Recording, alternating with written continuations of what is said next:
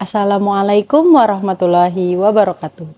Bertemu lagi dengan saya yang akan menemani Anda selama beberapa menit ke depan dengan sejumlah berita kegiatan DPRD Provinsi Kalimantan Selatan yang telah kami rangkum dalam Warta Rumah Banjar.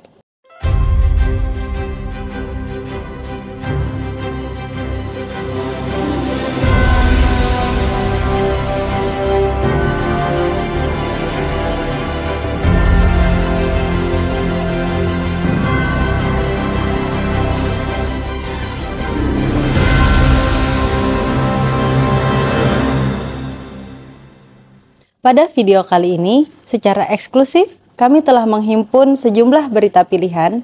Berikut liputannya.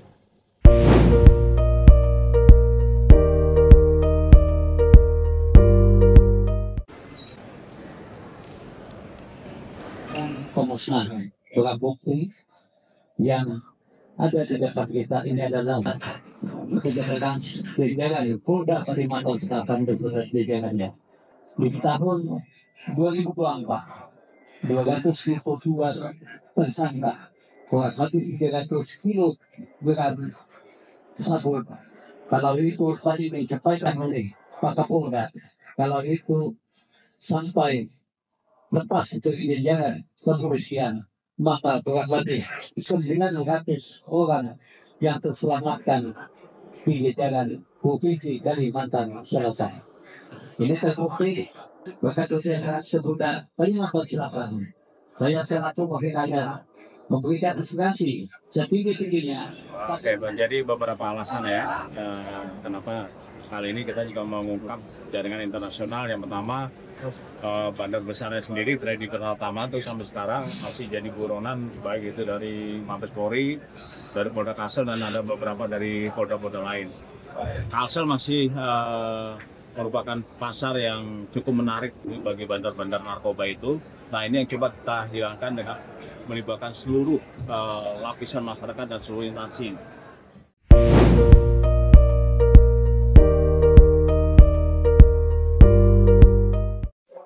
Alhamdulillah hari ini kita sudah melakukan pertemuan dengan PT Migas untuk penambahan kuota Banjar Bakulah. Insyaallah kita mendapatkan solusi, nanti mungkin akan bersinergi dengan BPH Migas dan akan kita bicarakan dengan pihak Pertamina solusinya bagaimana yang terbaik. Jadi kalau dari segi kuota udah cukup, nah cuman nanti kita bicara dengan Pertamina bagaimana teknisnya supaya bis kita ini, trans kita Banjar Bakulah ini bisa berjalan dengan baik.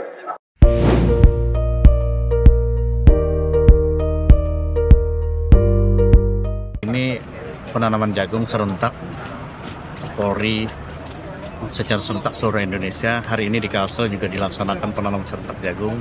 Tentu ini sangat mendukung program pemerintah swasembada pangan, yang mana Polri secara khusus dan spesifik mengambil jagung. Dari Kementerian Pertanian cenderung lebih ke padi, kalau di kepolisian mengambil jagung ini. Tentu harapannya mudah-mudahan program ini berjalan terus, tidak hanya sebatas seremonial, akan tetapi juga bisa diikuti oleh para petani, bahwa kita benar-benar ingin negara kita ini swasembada pangan, baik itu padi maupun jagung yang ada di Indonesia.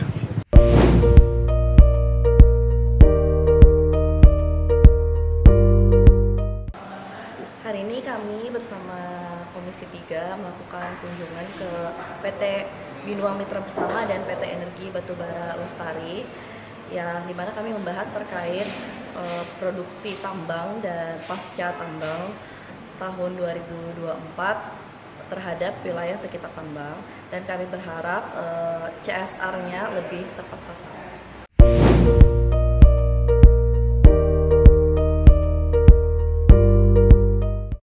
Hari ini tanggal 3 Desember 2024 kita mengadakan sosper di Selayang Pandang tentang bahayanya narkoba dan psikotropika.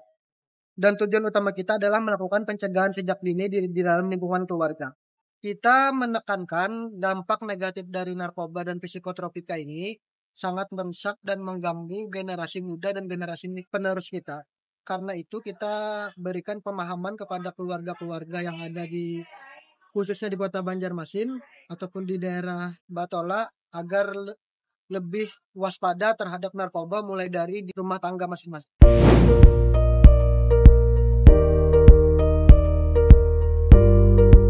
Kunjungan ini adalah mempertajam keinginan kami membudidayakan salak Bali di Kalimantan Selatan, karena ada komunitas masyarakat Bali yang hidup di Kalimantan Selatan menginginkan itu. Jadi kita kalau bicara Kalimantan Selatan bicara secara utuh saja, tidak suku apa, tapi Kalimantan Selatan. Nah, ini berawalnya dari situ ceritanya, sehingga kami hari ini ada di Bali dan diinformasikan tadi melalui tayangan slide dan juga informasi secara langsung bagaimana budidaya salak Bali di Kabupaten Jemberana tadi ya, terus Karangasem dan lain sebagainya. Hampir semua sih ya ada di Provinsi Bali, tetapi yang khususnya di kabupaten itu tadi. Nah, keinginan kami juga ingin rasanya setelah mengetahui informasi ini supaya tidak katakanlah ada anggaran nanti yang fokus untuk belanja masalah tentang ketahanan pangan healthy ini. Nah, kita inginkan bahwa fokusan ini kita akan melihat secara langsungnya di lapangan. Nah, di lapangan nanti kita akan schedule ulang lagi, sehingga betul-betul kita melihat bagaimana ketika salak Bali ini diproduksi secara massal katakanlah, tetapi secara pengolahannya bukan hanya dijual dengan secara fresh, tapi juga ada produk olahan lainnya. Nah, ini nanti kita coba lihat ke lapangan seperti apa. Nah, sementara ini saya berterima kasih kepada Pak Kabid beserta seluruh jajaran termasuk kepala dinas kita tadi bahwa memberikan informasi yang bermanfaat bagi Kalimantan Selatan tadi dan perwakilan rakyat ini untuk terus memajukan perekonomian masyarakat melalui perkebunan pertanian daripada salak Bali ini.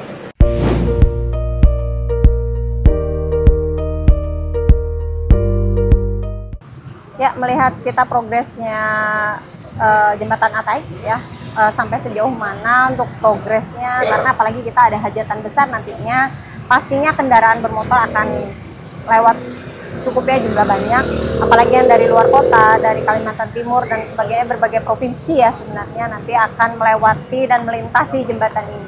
Jadi harapannya sebelum waktu itu tiba, harapan kita jembatan tersebut sudah rampung untuk bisa dilewati.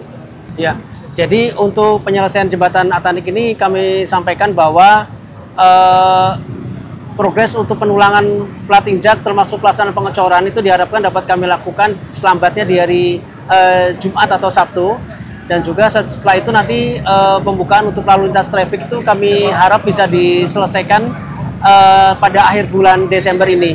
Jadi diharapkan memang sebelum agenda haul itu sudah dapat dilalui oleh lalu lintas kendaraan. Kami juga menyampaikan permohonan maaf kepada seluruh masyarakat pengguna jalan akibat daripada pekerjaan pembangunan jembatan Atanik ini telah mengganggu lalu lintas pengguna jalan serta memperlama waktu tempuh perjalanan. Namun kami tetap melakukan upaya secara maksimal sehingga pekerjaan ini dapat diselesaikan dengan cepat dan tepat waktu dengan tetap memenuhi seluruh aturan ketentuan yang berlaku.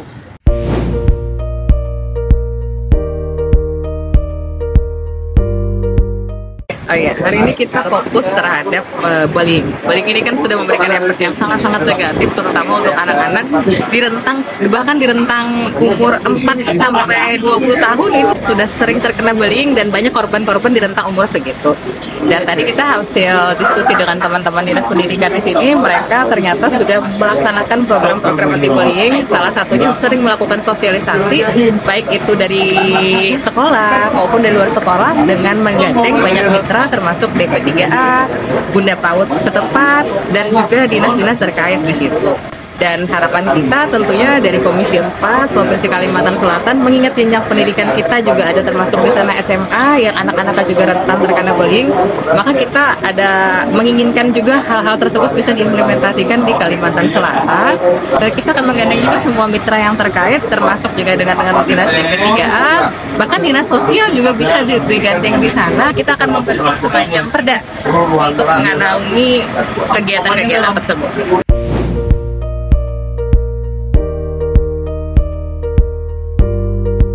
Ya, kita BPT Kalimantan Selatan satu sangat mendukung jika memang ini bagus untuk peningkatan kesejahteraan masyarakat desa dan juga pengembangan desa itu sendiri.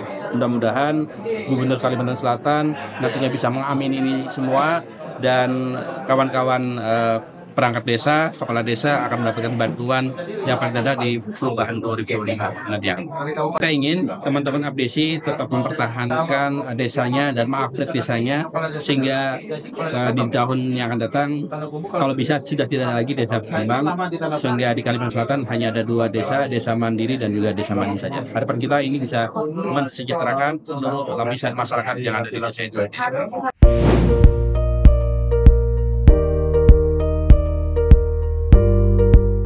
Hari ini kami meminta apa yang menjadi permasalahan mereka, keluhan mereka, dan segala sesuatunya. Nah, dari pembicaraan sementara ini, beberapa keluhan yang terjadi adalah pertama masalah SPBU. Itu bahan bakar yang disediakan untuk nelayan itu berdasarkan data sebanyak 17 titik itu cukup. Tetapi pendistribusiannya yang terkadang tidak lancar dan tidak sampai ke nelayan. Oleh itu mereka minta agar masalah SPBU nelayan ini bisa ditertibkan dan bisa diantisipasi. Mereka mengeluh misalnya seperti di jalan raya itu melibatkan organda. Jadi mereka sebagai organisasi yang sama, mereka berharap juga dilibatkan dalam pendistribusian ini. Nah, yang kedua, kondisi-kondisi alat tangkap mereka sudah tua dan mereka perlu ada pembinaan dan bantuan-bantuan untuk bisa meningkatkan usaha perikanan baik itu tangkap laut atau maupun di darat. Nah, oleh karena itu harapan itu menjadi catatan kami.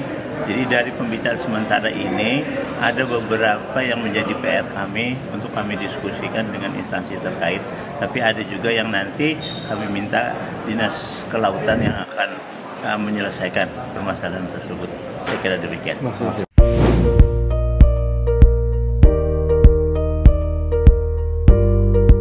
Hasil pertemuan hari ini dengan PTSP DKI Jakarta sangat sekali banyak oleh-oleh yang kami bawa. Pertama, satu masalah pengalaman bagaimana untuk menarik investasi tersebut sehingga merasa suatu aman, nyaman dia dalam melakukan pekerjaan.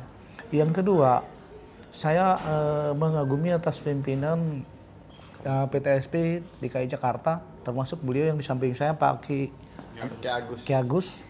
Kami menerima contoh daripada beliau bahwa semua pekerja di sini dikasih target begitu, target untuk mencapai suatu kemaksimalan dalam pendapatan. Nah, di sini kita akan Kalimantan Selatan mencontoh juga di situ nanti. Namun kami juga berharap mudah-mudahan di Kalimantan Selatan ini juga ada salah satu kekompakan.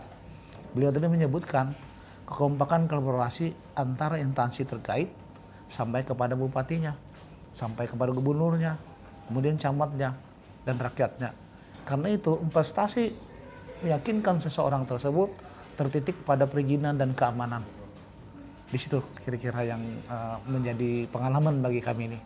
Nah, mudah-mudahan kita Kalimantan Selatan bisa mengikuti jejak langkahnya beliau dalam menggunakan sistem-sistem yang bisa dilakukan di Kalimantan Selatan yang kita dapatkan dari Jakarta di sini.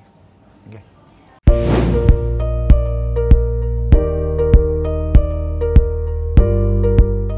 Jadi kita hari ini alhamdulillah bisa menerima dari P3K audiensi dengan dewan dan rekan-rekan kita. Yang mana aspirasi kawan-kawan itu P3K itu cocok karena bukan masalah menaikkan tunjangan, mutasi pemuda dan segala macam. Ya, masalah kontrak kerjanya. Jadi semua itu sudah terjawab dengan gamblang dan kemudian tunjangan untuk tahun ini insya Allah sudah dinaikkan menjadi 500. Jadi harapan kita apapun nanti permasalahan kita selesaikan dengan baik-baik. Jadi semuanya sudah terakomodir semua dan ada yang ganjal lagi.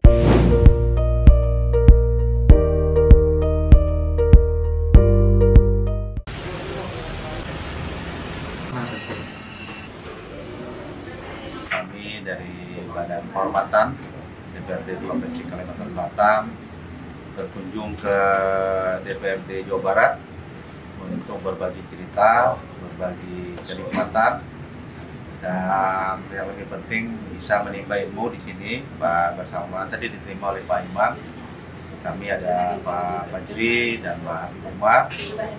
Banyak sekali agenda-agenda yang harus kita pelajari. Ya, salah satunya ada motivasi namanya PK Award, memberikan penghargaan kepada semua rekan-rekan yang bersemangat kerja, memberikan nilai tambah supaya pada saat pelaksanaan tugas bisa mencapai kebahagiaan bahwa anggota DPR betul-betul melaksanakan tugas dan menampung aspirasi. PK Award ini kan suatu contoh yang baik dari DPRD Jawa Barat yang alhamdulillah bisa dicontoh, dikaryakan, dilaksanakan juga di MKD DPR RI. Nah, kami akan menggali lebih dalam dulu, walaupun nanti secara 3 bulan ini bisa kita lihat kehadiran kawan-kawan, baik kehadiran di tingkat paripurna, rapat-rapat komisi, rapat-rapat AKD, dan rapat-rapat kunjungan, terus baik kunjungan ke dalam daerah, luar daerah, atau rapat dengan pendapat, itu bisa diselesaikan sudah baik, ada nilainya, ada istilahnya itu ada bobotnya.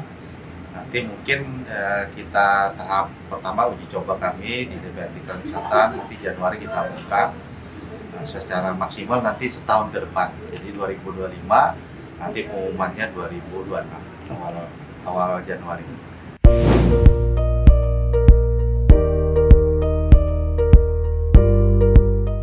Kegiatan Bapemperda hari ini kita melakukan rapat awal ya dengan seluruh anggota Bapemperda yang berkaitan dengan inventarisasi masalah tentang raperda yang belum terselesaikan oleh rekan-rekan kita pada akreditasi 2019-2024. Dan dari beberapa daftar inventarisasi yang kita sisir tadi ada 8 ya raperda yang belum diselesaikan, maka kita tadi membuat kesepakatan dengan teman-teman apakah raperda ini akan kita lanjutkan untuk dibahas atau memang akan kita lakukan dari pembahasan awal gitu. Nah, ini semua tentunya harus menjadi kesepakatan kita bersama.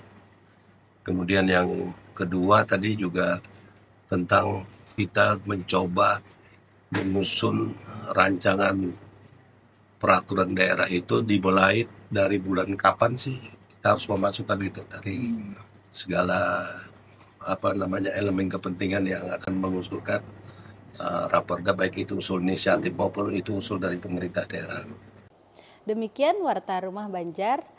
Terus saksikan video-video dari kami dan jangan lupa ikuti kanal YouTube kami di DPRD Kalsel.